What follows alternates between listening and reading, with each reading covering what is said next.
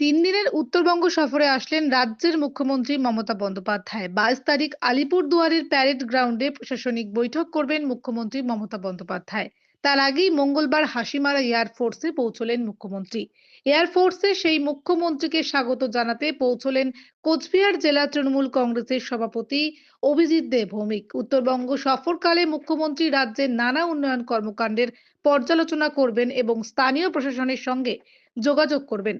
তার এই সফর উত্তরবঙ্গের বিভিন্ন অঞ্চলেই বিশেষ গুরুত্ব পাবে, বিশেষত উত্তরবঙ্গের জনগণের জন্য নতুন প্রকল্প ঘোষণা এবং উন্নয়নের খুঁটিনাটি বিষয়গুলি নিয়ে আলোচনা হবে।